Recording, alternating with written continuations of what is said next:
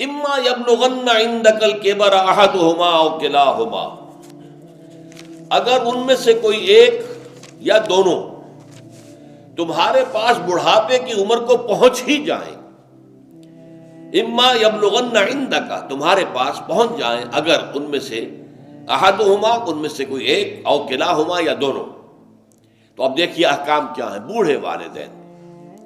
فلا تقل لہما if, number ایک انہیں اف تک مت کہو۔ اف کیا ہے؟ بڑی چھوٹی سی شے، کوئی حقارت آمیز شے، ناخن جو تراش دیے جاتے ہیں ان کو بھی اف کہتے ہیں۔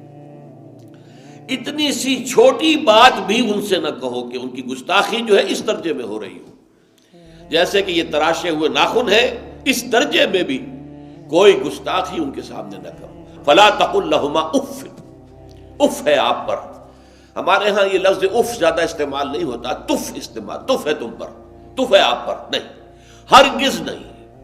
اف لکما وما تعبدون، حضرت ابراہیم علیہ السلام نے فرمایا تھا، سورہ انبیاء میں ہے موجود یہ اف لکما۔ سورہ احقاف میں جو سرکش اولاد ہوتی ہے ان کے بارے میں کہا گیا وہ اپنے والدین کو اف لکما، آپ پر تف ہو، نہیں، لیکن یہاں جو حکم ہے فلا تقل لہما اف، انہیں اف تک نہ کہو۔ نمبر دو ولا تنہرہما، کبھی انہیں جھڑکنا مت۔ اما السائل فلا تنہر، سورۃ الضحیٰ جو ہے اس کی جو آخری آیت ہے، تو کسی کو جھڑک دینا، کسی سائل کو جھڑکنا نہیں ہے، اگر نہیں کچھ دے سکتے تو آپ شرافت کے ساتھ اس سے معذرت کر لیں، بس اللہ خیر صلی اللہ بھی معاف کیجئے، بس جھڑکو مت۔ ولا تنہرہما، نمبر تین وقل لہما قولا کریما، ان کے ساتھ گفتگو کرو بڑے ادب کے ساتھ، ان کا احترام ملحوظ رکھتے ہوئے بات کرو، لیکن یہ ہے کہ اس کے اندر احترام ملحوظ ہونا چاہیے، ادب ملحوظ رہنا چاہیے، ایسا نہ ہو کہ ان کے دل کو ٹھیس لگے۔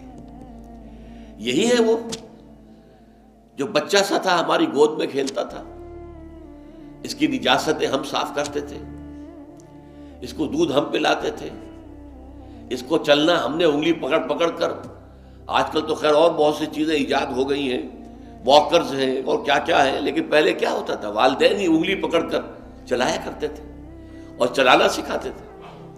آج یہ سینہ تان کر بات کر رہا ہے ہم سے، آج یہ اس طریقے سے جو ہے گستاخانہ انداز اس نے ہمارے سامنے اختیار کیا ہے، وہ دل کو ٹھیس لگے گی۔ میں نے اس سے پہلے بھی ایک مرتبہ آپ کو بتایا تھا کہ صرف دو چیزیں ایسی ہیں جن کو محبت اور تعظیم کے انداز میں دیکھنا بھی عبادت ہے، محض دیکھنا اور کچھ نہیں کر رہے آپ۔ ایک خانہ کعبہ، محبت بھرے انداز میں آپ بیٹھے ہوئے، صرف نہ آپ طواف کر رہے ہیں، طواف کریں گے تو اور ثواب ہوگا، آپ بیٹھے ہیں صرف اور دیکھ رہے ہیں، اور اس کے اندر احترام ہے، تعظیم ہے۔ اللہم زد بیتک ھذا تشریفا و تکریما و تعظیما۔ آج کل جو لوگ، اب تو خیر ٹھیک ہے بات وہاں سے آگے نکل گئی ہے، مینا میں پہنچ گئے ہوں گے لوگ، کل تو حج ہو جائے گا انشاءاللہ، لیکن جو حاجی بھی یہ دعا مسنون ہے کہ جب بھی وہ مسجد حرام کے اندر داخل ہوتا ہے اور پہلی مرتبہ نگاہ پڑتی ہے خانہ کعبہ پر، تو فوراً اللہم رب ھذہ البیت زد بیتک ھذا تشریفا و تکریما و تعظیما، اے اللہ اپنے اس گھر کو، اس کی عزت، اس کی تکریم، اس کی تعظیم، اس کے اندر اور اضافہ کرتا چلا جائے۔ تو یہ انسان اگر صرف خانہ کعبہ کو بیٹھ کر دیکھتا رہے تب بھی عبادت ہے، ثواب ہے۔ اور اسی طرح بوڑھے والدین کو محبت بھری نگاہ سے دیکھنا، یہ بھی موجب ثواب ہے کہ دل جو ہے ان کو کہیں کوئی آئینہ قلب جو ہے ان کے احساسات کو ٹھیس نہ پہنچے، اس کا لحاظ رکھنا۔ اما یبلغن عندک الکبر احدہما او کلاہما فلا تقل لہما اف ولا تنہرہما وقل لہما قولا کریما واخفض لہما جناح الذل من الرحمہ، اور ان دونوں کے سامنے اپنے کندھوں کو شفقت کے ساتھ، ادب کے ساتھ جھکا کر رکھو۔ یہ جو ابھی میں نے چند الفاظ کہے تھے کہ سینہ تان کر بات کرنا، یہ ایک انداز ہوتا ہے بات کرنے کا۔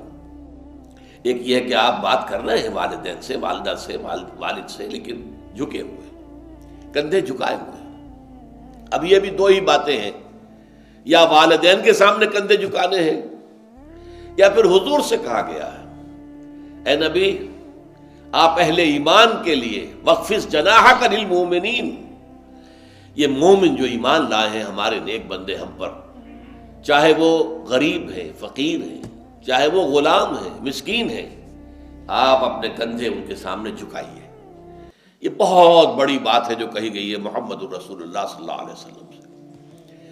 آپ ان کے سامنے وخفض جناحک للمؤمنین، اہل ایمان کے لیے اپنے کندھے جھکائیے، جھکا کر رکھیے، ان کا احترام کیجیے۔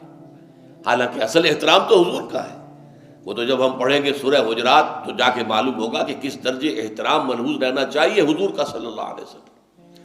لیکن یہاں نوٹ کیجئے وَخْفِضْ لَهُمَا جَنَاحَ الذُّلِّ مِنَ الرَّحْمَةِ، اور اس سب کے بعد بھی وَقُلْ رَبِّ ارْحَمْهُمَا كَمَا رَبَّيَانِي صَغِيرًا، اور یہ دعا کرتے رہا کرو اے رب ہمارے ان دونوں پر، میرے والدین پر رحمت فرما، رحم کر، جیسے کہ انہوں نے مجھے پالا پوسا جبکہ میں چھوٹا سا تھا۔ اب دیکھیے یہاں لفظ کیا آیا، ربیانی، رب، اللہ تعالیٰ رب ہے حقیقی، وہ ہے اصل میں پالن ہار، ساری چیزیں اس کی پیدا کردہ ہے۔ ماں باپ کے دل میں بھی محبت اور شفقت تو اسی نے ڈالی ہے، ماں کی چھاتیوں میں دودھ تو اسی نے بنایا، پیدا کیا ہے، تو اصل رب تو وہ ہے۔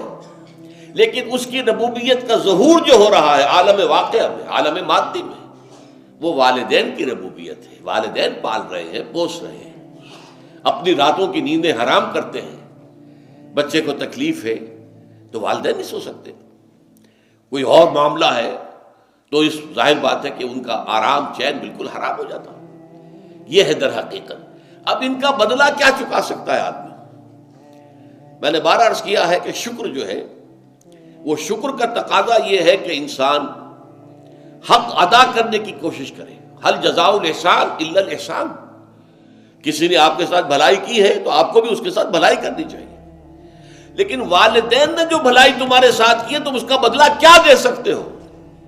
اگر تم نے ان کے بڑھاپے میں خبر گیری کر بھی لی تب بھی وہ بدلہ نہیں ہو سکتا کہ جو انہوں نے تمہارے وجود میں آنے اور تمہارے لیے جو مشقتیں جھیلی ہیں، جو ایثار کیا ہے، جو قربانیاں دی ہیں تمہیں پالنے پوسنے کے لیے، اس کا بدلہ نہیں ہو سکتا۔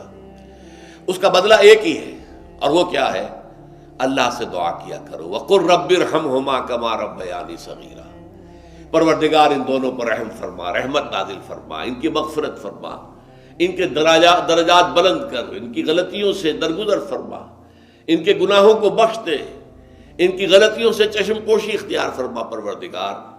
اور یہ در حقیقت میں تجھ سے درخواست کیوں کر رہا ہوں کہ مجھ پر ان کے احسان کا بہت بڑا بوجھ ہے، ان کے احسانات کا بدلہ میں نہیں چکا سکتا۔ وَقُلْ رَبِّ ارْحَمْهُمَا كَمَا رَبَّيَانِي صَغِيرًا، اور کہا کرو اے رب ہمارے، اے رب میرے ان والدین کے اوپر، بوڑھے والدین پر رحم فرما۔ اور ظاہر بات ہے کہ یہ سلسلہ جو ہے یہ صرف زندگی کا نہیں ہے، ان کے انتقال کے بعد بھی رب ارحمہما کما ربیانی صغیرا، رب اغفر لی ولوالدی وارحمہما کما ربیانی صغیرا۔